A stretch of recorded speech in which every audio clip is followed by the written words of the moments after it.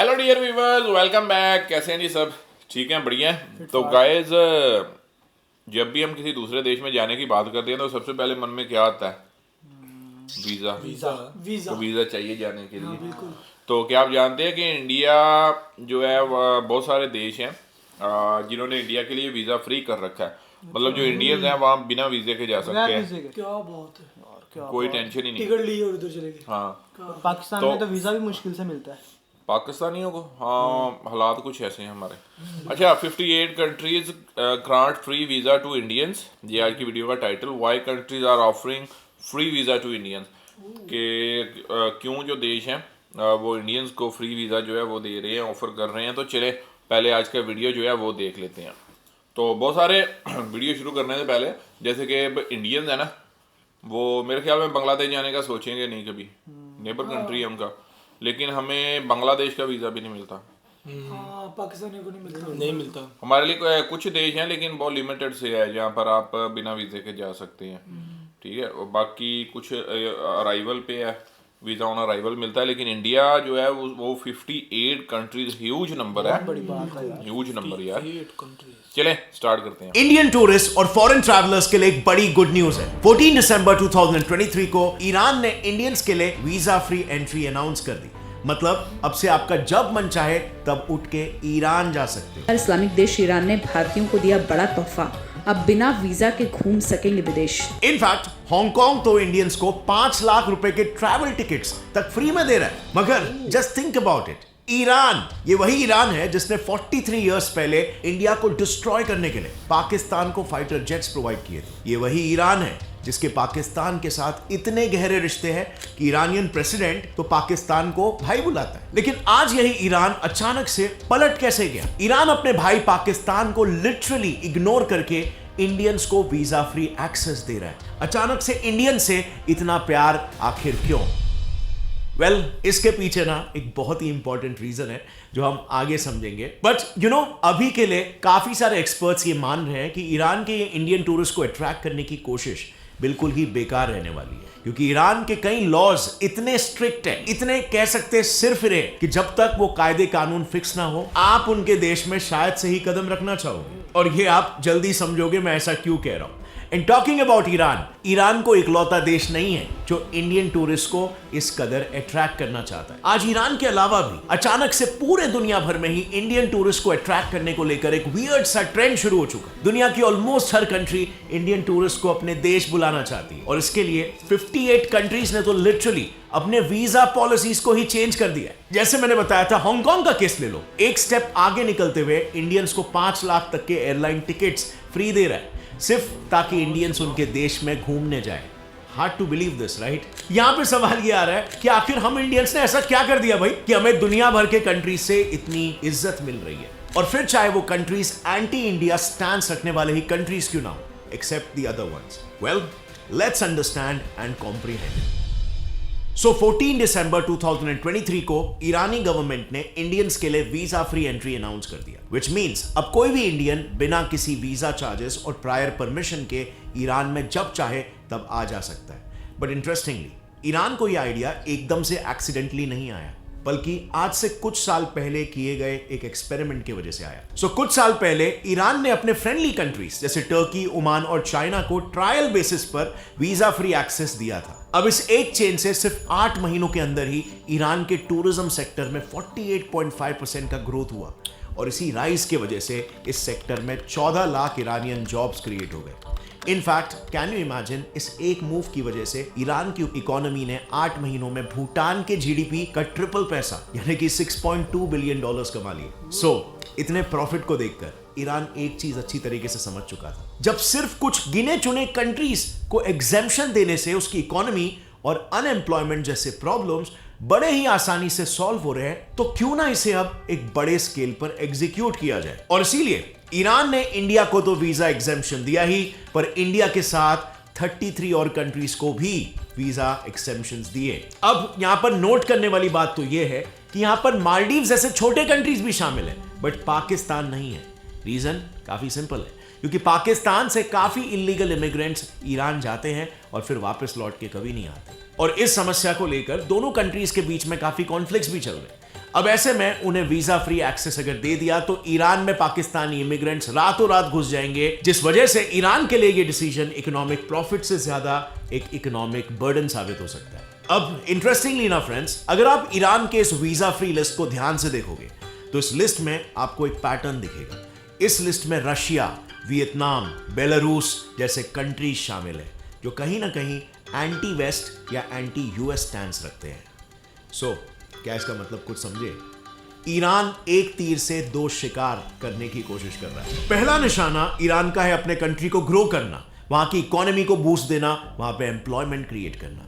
But दूसरा निशाना जो कि आर्ग्यूबली उससे भी ज्यादा इंपॉर्टेंट है, वो है इस मूव से ईरान दुनिया भर में फैले ईरानोफोबिया को खत्म करने की कोशिश कर रहा है। अब आई नो आप में से बहुत से लोगों के लिए मे बी ईरानोफोबिया ये टर्म ही आपने पहली बार सुना होगा, और इसका सिंपल मतलब होता है ईरान के प्रति फियर, ईरानोफोबिया, जो कि दुनिया भर में है, काफी प्रेवलेंट है, और ये कहीं ना कहीं वेस्ट की एक सोची समझी साजिश रही है। अब ईरानोफोबिया पूरी दुनिया में कैसे फैला और इस स्ट्रैटेजी से ईरान उसे कैसे काउंटर करेगा, इसके बारे में बात करते हैं। सो आयरनी देखो, ईरानोफोबिया के बीच ईरान के ही एक 43 इयर्स पुराने गलती की वजह से गड़े थे, जिसके जहरीले फल उसे आज तक भुगतना पड़ रहा है। काफी इंटरेस्टिंग कहानी है, सो ध्यान से सुनना।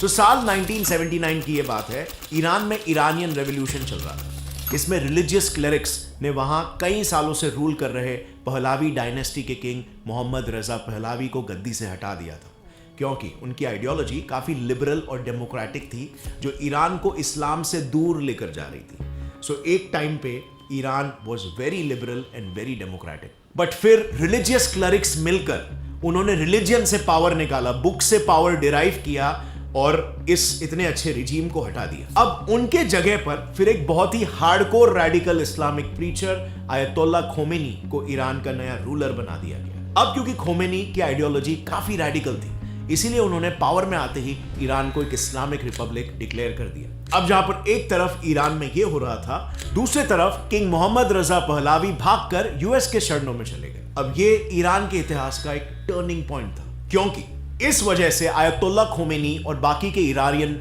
रेवोल्यूशनरीज को यूएस पर एकदम से गुस्सा आ गया। इसी गुस्से में रेवोल्यूशनरीज ने तेहरान में स्थित यूएस एम्बेसी में घुसकर 50 अमेरिकन को हॉस्टेज बना लिया, जो कि एक्चुअली में ईरान की सबसे बड़ी गलती साबित हुई, क्योंकि ईरान की इसी हरकत की वजह से यूएस ने उसके ऊपर 1979 में पहला इकोनॉमिक सैंक्शन लगा दिया, जिससे एक झटके में ईरान से सारे कंट्रीज ने ट्रेड करना बंद कर दिया।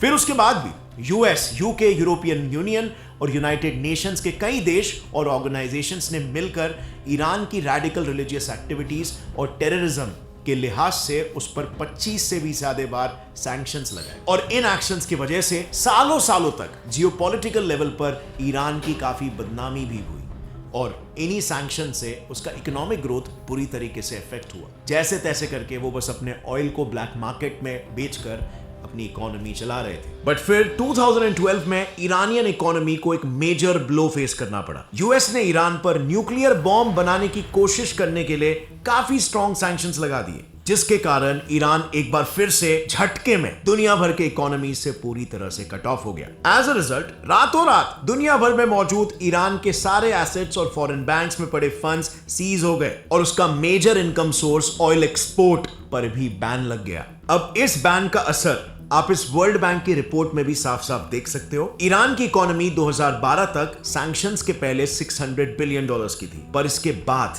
उसकी इकोनॉमी आज तक कंटिन्यूअसली गिरते ही जा रही है, और आज के तारीख में तो पहले के तुलना में 2 गुना गिर चुकी है, जो पैटर्न आपको मोस्टली किसी भी देश में देखने नहीं मिलेगा। अब इन सैंक्शंस की वजह से ईरान की इकोनॉमी को बड़ा झटका तो लगा ही था, बट उससे भी ज्यादा इंपैक्ट से जिस चीज ने ईरान को हिट किया तो वो थी दुनिया भर में खराब हुई उसकी रेप्यूटेशन। 2012 के बाद ईरान को हर न्यूज ऐसे ही दुनिया का सबसे करप्ट, वर्स्ट गवर्नेंस और स्टेट स्पॉन्सर्ड टेररिज्म वाली एक कंट्री पोर्ट्रे करते आ रहा है। बेसिकली आज दुनिया में ईरान की एक अथॉरिटेरियन और करप्ट देश वाली इमेज बनी हुई है, जिसकी वजह से हर देश ईरान से एक हाथ का डिस्टेंस रखना चाहता है, और इसीलिए इसी डिस्ट्रॉय हुई इमेज को, ईरानोफोबिया को काउंटर करने के लिए ईरान ने बड़े टैक्टफुली एक तीर से 2 निशाना लगाने की कोशिश की है।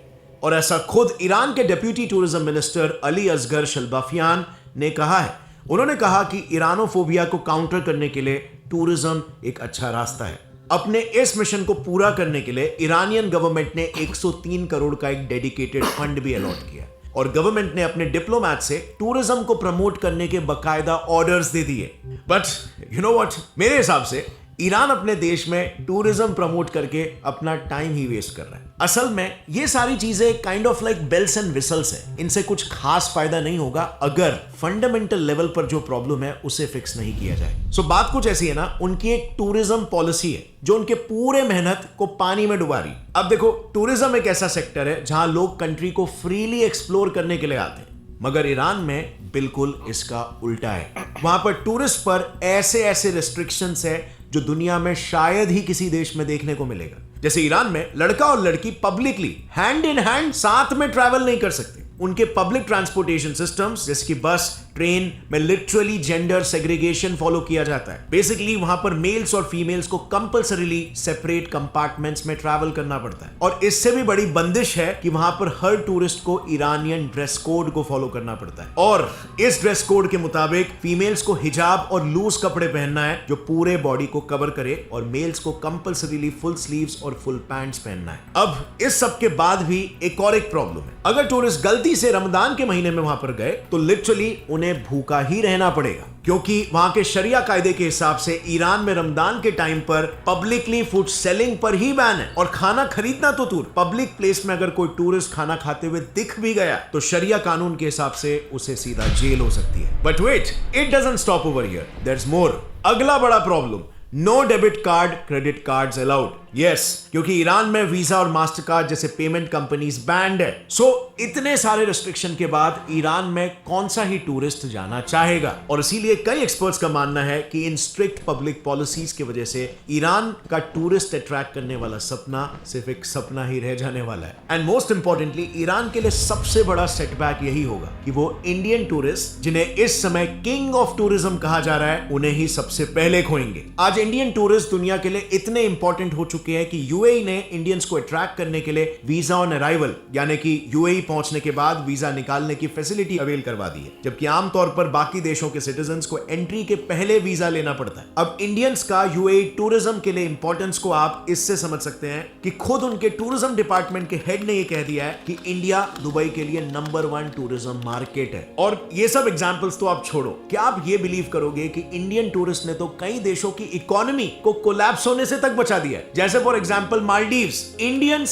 सेव्ड मालदीव्स। ये शब्द है मालदीव्स के टॉप हॉस्पिटैलिटी और होटल चेन मर्क्योर के टाइकॉन मोहम्मद आली जी का। उन्होंने बताया कि कोविड पैंडेमिक के दौरान इंडियन टूरिस्ट ने ही टूरिज्म पर डिपेंडेंट मालदीव्स के इकोनॉमी को डूबने से बचाया था। बेसिकली मालदीव्स के टूरिज्म सेक्टर में उनका 40% पॉपुलेशन काम करता है, यानी कि ऑलमोस्ट देश की आधी एम्प्लॉयमेंट इसी सेक्टर पर डिपेंडेंट है। और ऑफिशियल रिकॉर्ड्स बताते हैं कि मालदीव्स के जीडीपी का 28% डायरेक्टली इंडियन टूरिस्ट से ही आता है, प्लस उनका 60% फॉरेन एक्सचेंज रिजर्व भी इसी सेक्टर से आता है। सो अब आप समझ रहे हो इंडियन टूरिज्म की क्या वैल्यू है दुनिया भर में। और हो भी क्यों ना यार, इंडियंस की आबादी कितनी है और इंडिया ग्रो और डेवलप भी कर रहा है और इंडियंस का स्टैंडर्ड ऑफ लिविंग भी बढ़ रहा है। ये सारे के सारे अपवर्ड ट्रेंड्स दूसरे देशों को समझ में आ रहे हैं और इसी वजह से वो इंडियंस को अपने मार्केट में अट्रैक्ट करना चाहते हैं। इंडियंस के इसी इंपॉर्टेंस को देखते हुए आज कई देश इंडियन टूरिस्ट को कुछ ऐसे ऑफर्स दे रहे हैं। जैसे जॉर्डन ने इंडियंस के लिए ऑफर रखा है कि अगर इंडियंस जॉर्डन में डेस्टिनेशन वेडिंग करवाते हैं तो कपल्स के लिए 7 नाइट्स का हनीमून फ्री।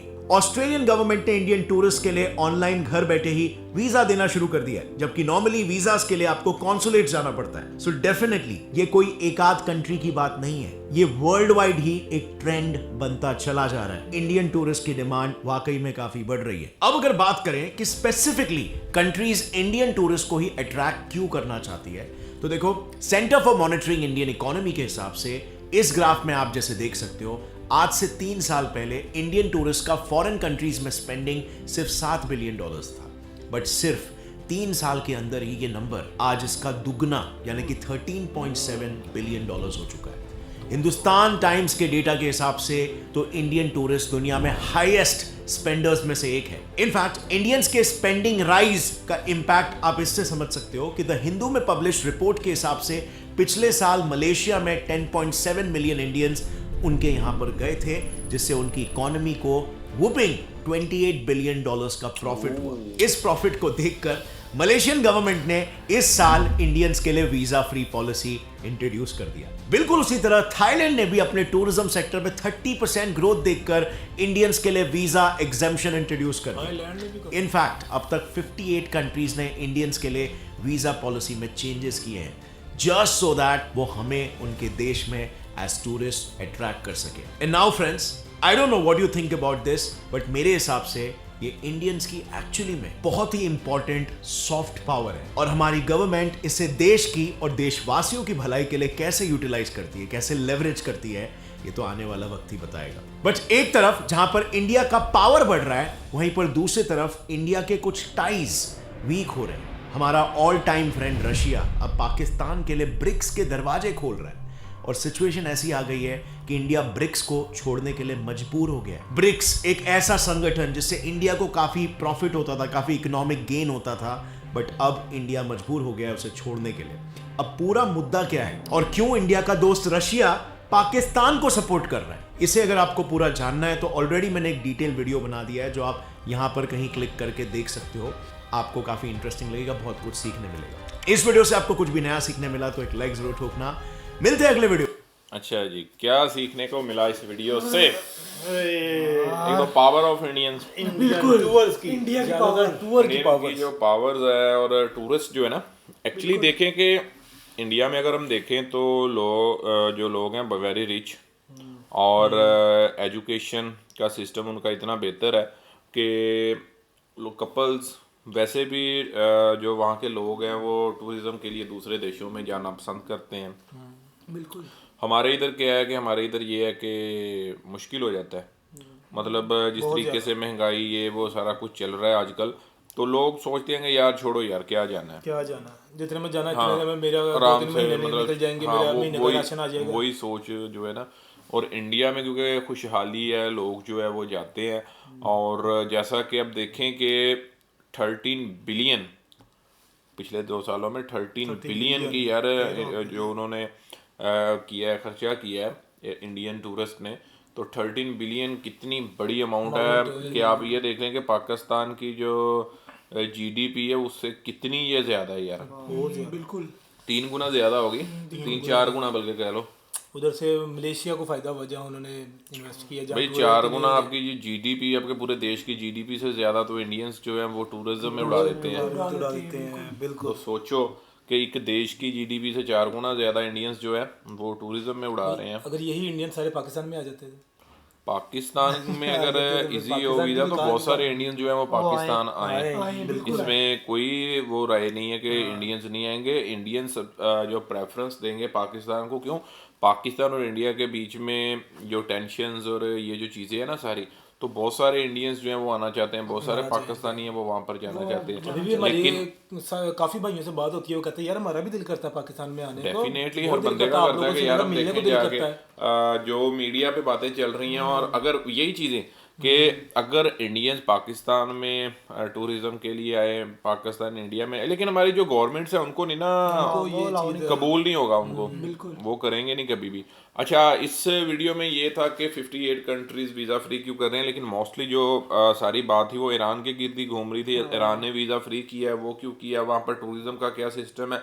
अच्छा, एक चीज़ की मुझे समझ नहीं आई कि भाई ने पहले बोला था कि ईरान ने जब चाइना ये वो टर्की और दूसरे देशों के लिए वीज़ा मतलब इजी किया, वहाँ से टूरिज़म आया ईरान में, तो उनकी 48% तक जो है वो उनको बेनिफिट हुआ, और उनकी जो अर्निंग्स हैं वो हुई।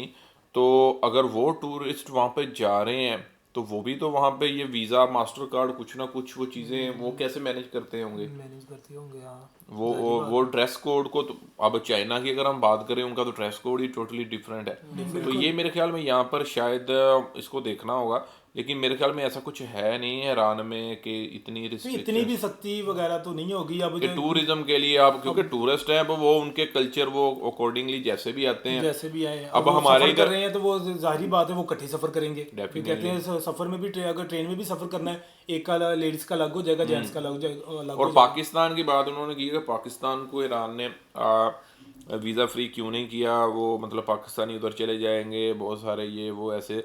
और बिल्कुल अब देखेंगे जब ईरान से पाकिस्तान में, ईरान जो है वो टोटली शिया बेस्ड कंट्री है बिल्कुल।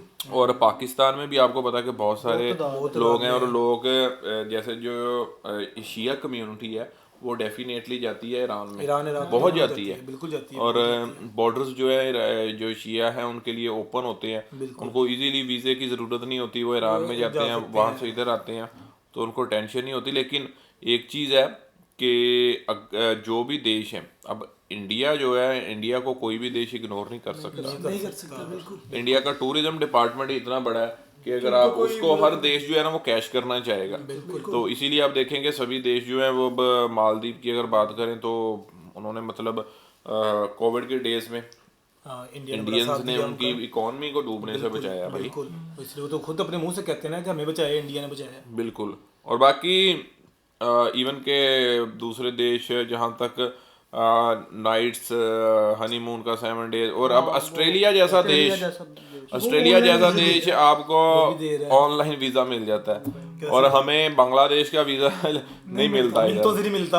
हम यकीन करें, मैंने बहुत दफ़ा ना बात की दोस्तों से, इधर यार बांग्लादेश का, यार कहता बांग्लादेश का नहीं मिलना, नेपाल चले जाओ। मैं कहा जाना है बांग्लादेश घूमने या नेपाल चला जाऊँ। अच्छा नेपाल का ऑनर राइट मतलब है ना कुछ देश, जैसे कि नेपाल इजी है हमारे लिए, चाइना इजी, चाइना तो बहुत इजी है ना, चाइना तो बहुत इजी है, तो नेपाल जो है वो मतलब ऑन अराइवल आपको मिल जाता है। लेकिन ये है कि अब इंडिया जो है 58 कंट्रीज की लिस्ट ह्यूज है, हमारे पास कितने होंगे country free, visa free country तकरीबन 16 या 17 होंगे, 20 से नीचे ही है, मुझे इतना पता है कि 18 या 20 यहाँ तक हैं वीज़ा फ्री कंट्री जिन्होंने पाकिस्तान को दे रखा है, तो 58 इज ह्यूज। और उसमें बड़े देश भी आते हैं भाई, बड़े बड़े देश आते हैं, बड़े देश आ रहे हैं।